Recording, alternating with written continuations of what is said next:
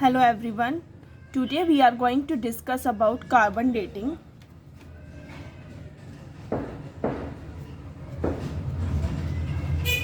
Carbon dating is an important topic of nuclear chemistry.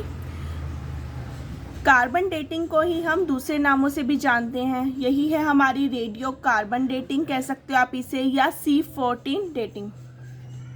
Carbon dating बोलो या फिर आप बोलो रेडियो कार्बन डेटिंग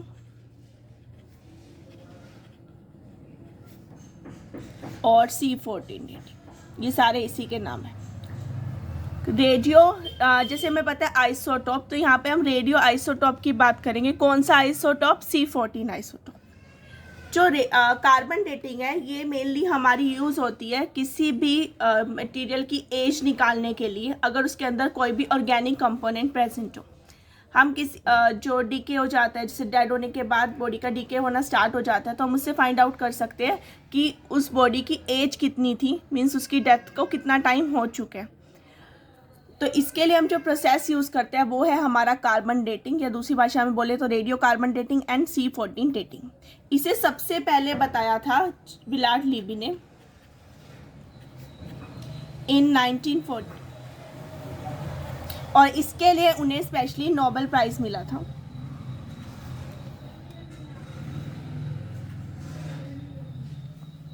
इस डिस्कवरी के लिए उन्हें नोबेल प्राइज मिला था. तो अब बात करते हैं कार्बन डेटिंग. सबसे पहले बात करते हैं कि क्या है कार्बन डेटिंग और कैसे हम इससे बॉडी की जो एज है उसे फाइंड आउट करेंगे. हमें पता है जो कार्बन है इसका जो स्टेबल आइसोटोप होता है वो है हमारा 12, बट इसके अलावा हमारे पास कार्बन के 3 और आइसोटोप एग्जिस्ट करते हैं. कार्बन के जो आइसोटोप है वो है हमारे 12, 13 and 14. again 6 atomic number 6 and mass number 12, 13 and 14. तो 3 हमारे पास आइसोटोप है.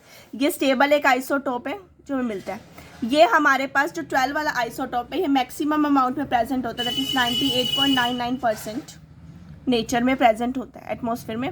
बट जो 14 वाला पार्ट है ये सिर्फ और सिर्फ ट्रेसिस में प्रेजेंट होता है, ओनली इन ट्रेसिस, यानी कि बहुत ही कम अमाउंट में प्रेजेंट होता है. इसी आइसोटॉप को हम यूज़ करके बॉडी की जो एज है उसे हम फाइंड आउट करेंगे. ओके, अब बात करते हैं, ये जो आइसोटॉप है ये तो हमने पता लग गया. अब इस आइसोटॉप का बनना कैसे होता है, ये कैसे बनता है एटमॉस्फेयर में. तो ये जो हमारा 14 आइसोटॉप है ये हमारा बनता है एटमॉस्फेयर में कॉस्मिक रे से. जब भी नाइट्रोजन के ऊपर कॉस्मिक रे बम्बार्डमेंट होता है, कॉस्मिक रेस कह लो या न्यूट्रॉन बम्बार्डमेंट ऑन नाइट्रोजन, उनकी बम्बार्डमेंट के बाद हमारे पास जो कार्बन का 14 आइसोटोप है वो जनरेट होता है. कैसे? ये है नाइट्रोजन, इसमें हमें न्यूट्रॉन की बम्बार्डमेंट करनी है. न्यूट्रॉन हमारा एटॉमिक नंबर 0, मास नंबर 1. अब बम्बार्डमेंट के बाद जो हमारे पास बनेगा वो है ये आइसोटोप. और ये तो स्टेबल मॉलिक्यूल है, निकल गया. ये हमारा आ गया आइसोटोप, C14 आइसोटोप. ये पर्टिकुलर आइसोटोप होता है जब ये एटमॉस्फेयर में बन जाता है, ये एटमॉस्फेयर में बनने के बाद ये ऑक्सीजन के साथ रिएक्ट करता है और विथ फोटोसिंथेसिस प्लांट इसे क्या कर लेते हैं, अकोमोडेट कर लेते हैं. जब ये O2 के साथ रिएक्ट करेगा तो ये चेंज हो जाता है CO2 में. ये CO2 बनी, प्लांट्स ने इसे क्या कर लेना है, with the help of photosynthesis जो प्रोसेस होता है उससे प्लांट्स इसे क्या कर लेंगे, अकोमोडेट कर लेंगे. तो ये प्लांट्स की बॉडी में चला गया. अब जब तक प्लांट्स सर्वाइव करते रहेंगे तब तक वो उनकी बॉडी में रहेगा, मीन्स वो एटमॉस्फेयर के साथ इसका एक्सचेंज करते रहेंगे. पर जैसे ही वो डेड हो जाएंगे, एक लिविंग ऑर्गेनिज्म डेड हो जाएगा, उसका जो एक्सचेंज है वो एक्सचेंज जो एटमॉस्फेयर से वो कर रहा था कार्बन का, वो क्या हो जाएगा, एंड हो जाएगा. अब वो फर्दर एक्सचेंज नहीं करेगा. अगर वो एक्सचेंज करना बंद कर देगा तो अब बॉडी में उसे क्या होना चाहिए, उसका डीके होना स्टार्ट हो जाएगा. और उसी डीके के प्रोसेस से हम निकालेंगे कि उस बॉडी की एज कितनी है. आई रिपीट, सबसे पहले बनेगा कैसे, नाइट्रोजन है स्टेबल आइसोटोप हमारे पास एटमॉस्फेयर में. इस पे जब न्यूट्रॉन की बम्बार्डमेंट होगी तब हमारे पास कार्बन का C14 आइसोटोप बनेगा. ठीक है, ये आइसोटोप जो नेचर में ऑक्सीजन प्रेजेंट है उसके साथ रिएक्ट करके CO2 में कन्वर्ट हो जाएगा और प्लांट फोटोसिंथेसिस में इसे यूज़ कर लेंगे और यूज़ करके प्लांट्स इसे क्या करेंगे, अकोमोडेट करते रहेंगे। और जब तक उनकी लाइफ में ये प्रोसेस, मतलब जब तक वो लिविंग ऑर्गेनिज्म है तब तक ये प्रोसेस चलता रहेगा। पर जैसे ही वो डेड हो जाएंगे, डेड होने के बाद उनकी बॉडी में इसका क्या हो जाएगा, डीके स्टार्ट हो जाएगा। और जब इनका डीके होगा उस डीके के रेट को निकाल कर हम ये फाइंड आउट करेंगे कि बॉडी की एज कितनी थी। अब ये जो पार्ट होता है 14 वाला, ये 14 जो कार्बन होता है ये आइसोटोप, इसकी जो कंसंट्रेशन होती है वो through out the life constant होती है, constant through out the life. बहुत ज़्यादा इसे कम नहीं ले सकते, ये कांस्टेंट अमाउंट में ही हमारे पास प्रेजेंट होता है, ठीक है। तो क्योंकि ये कांस्टेंट ही अमाउंट नेचर में है तो उतना ही कांस्टेंट अमाउंट ये लिविंग ऑर्गेनिज्म में भी प्रेजेंट होगा। जैसे ही बॉडी का क्या हो जाएगा, डेड होनी शुरू हो जाएगी, डेड होने के बाद वो इसे एमिट करना स्टार्ट कर देंगे। अब एमिट कैसे करेंगे, ये आइसोटोप हमारे पास बना हुआ है, ठीक है। जैसे ही बॉडी डेड होगी तो उसका डीके स्टार्ट हो जाएगा और डीके होने के बाद ये नाइट्रोजन बनेगा, ये तो एटमॉस्फेयर में वापस चला जाएगा बट साथ में निकलेगा एक बीटा पार्टिकल। ये है हमारा बीटा पार्टिकल। कितने बीटा पार्टिकल निकले अगर हम ये फाइंड आउट कर ले तो हम ये निकाल सकते हैं कि इसका डीके रेट कितना था, और डीके रेट निकालने से हमें पता लग जाएगा उसका कितना लाइफ स्पैन रहा होगा बॉडी का।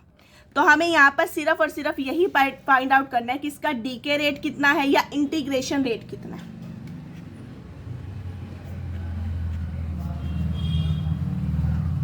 तो हमें इसी इंटीग्रेशन रेट को फाइंड आउट करना है। अब इसी इंटीग्रेशन रेट को अगर हमें फाइंड आउट करना है, या डीके रेट को कह लो कि कितने उसमें से बीटा पार्टिकल निकले जब वो बॉडी क्या हो गई, डेड हो गई, यानी उसने आइसोटोप 14 लेना बंद कर दिया और बॉडी ने अब एमिट करना स्टार्ट कर दिया बीटा पार्टिकल को। तो इसके लिए हमें पता होना चाहिए इसका लाइफ टाइम पीरियड। तो इसका जो हाफ लाइफ पीरियड होता है वो होता है हमारे पास 5568 ईयर्स। इतना लंबा इसका एक हाफ लाइफ टाइम पीरियड होता है। हाफ लाइफ टाइम कहते हैं ना हम, जहाँ पर उसका 50% पार्ट क्या हो जाए, कंज्यूम हो जाए या डीके हो जाए, उसे हम बोलते हैं उसका life time, half life time period. तो ये है इस बॉडी का हाफ लाइफ टाइम पीरियड। अब मुझे हाफ लाइफ टाइम पीरियड पता ही है, अब हमें क्या करना है, बस केयरफुली इस डीके रेट को फाइंड आउट करना है, ठीक है, by using a dead sample. Dead sample कह लो या डेड मैटर कह लो, that can be wood, that can be fossil, कुछ भी हो सकता है। जिस भी सैंपल का हमें डीके रेट को फाइंड आउट करना है, ठीक है। अब डीके रेट फाइंड आउट करने के लिए हमारे पास फॉर्मूला आता है n is equal to n naught e raised power minus lambda T. This lambda is disintegration constant.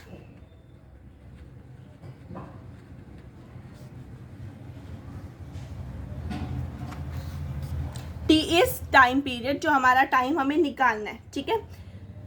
अगर हम इसी को सॉल्व करें, ln ले लूँ मैं इस पे बोथ साइड पे, तो मेरे पास क्या आ जाएगा, ln n is equal to ln n not minus lambda t. E और n ln एक दूसरे के अपोजिट होते हैं तो वो क्या आ जाएंगे, हमारे कैंसल आउट हो जाएंगे। हमारे पास ये चीज़ आ जाएगी। मुझे लैम्डा टी निकालना है तो lambda T is equal to, ये टर्म मैं इधर ले जाऊँगी तो ln n नॉट, ये इधर गया ये इधर आ जाएगा, अपॉन n। आप चाहे माइनस में ln n लिख के फिर कर सकते हैं एक स्टेप इंक्रीज करके। ln को मैं लॉग में चेंज कर रही हूँ तो lambda T is equal to 2.303 log n naught upon n, और lambda is equal to 2.303 upon T log n naught upon n। तो मेरे पास ये मेरा रिजल्ट आ गया। दिस इज क्वाइट सिमिलर जो हमने अपने काइनेटिक्स में फर्स्ट ऑर्डर रिएक्शन के लिए पढ़ा है। वहाँ पर हम पढ़ते हैं k is equal to 2.303 upon T log a upon a minus x। Here a is initial concentration, a हमारी यहाँ पे क्या थी, इनिशियल कंसंट्रेशन। सिमिलरली यहाँ पर n नोट क्या है, हमारा जो इनिशियल रेट होगा वो चीज़ आ जाएगी, नंबर जो हमारे को सैंपल का अमाउंट दिया होगा इनिशियली कितना है वो, और a माइनस एक्स का क्या था, कितना हमारा इतने टाइम पीरियड में कंज्यूम हो गया। सिमिलरली यहाँ पर भी n वही चीज़ है, हमारा कितना सैंपल उसमें रिड्यूस हो चुका है उसकी बात हम करेंगे। तो ये सिमिलर हो जाएगा हमारा फर्स्ट ऑर्डर। तो ये हमारा फॉलो करता है फर्स्ट ऑर्डर काइनेटिक्स को। जैसे फर्स्ट ऑर्डर काइनेटिक्स में हम यहाँ पर टी हाफ पुट करते थे, एक्स का हाफ पुट कर देते थे कि मतलब जब हाफ लाइफ टाइम हो गया है उस टाइम तक एक्स हमारा 50% कंज्यूम हो गया और वहाँ से वैल्यू को निकालते थे तो हमारे पास के की वैल्यू आती थी 0.693 अपॉन टी हाफ, या आप कह सकते हो T half is equal to 0.693 upon K, क्या आता था हमारे पास। ठीक है, सिमिलर वे में जब यहाँ पर हम फाइंड आउट करेंगे तो सेम वे टी को हाफ पुट करो, टी हाफ, और यहाँ पर इसका हाफ अमाउंट, इनिशियल का हाफ अमाउंट अगर कंज्यूम हो चुका है तो वो हमारा हाफ लाइफ पीरियड बन जाएगा। इसे पुट करने के बाद जब हम सॉल्व करेंगे तो सेम हमारे पास रिजल्ट आएगा ये। डन। अब मेरे पास टी हाफ आ गया 0.693 अपॉन लैम्डा। अब जब आपने यहाँ पे लैम्डा की वैल्यू पुट करनी है आपके पास टी हाफ आ जाएगा।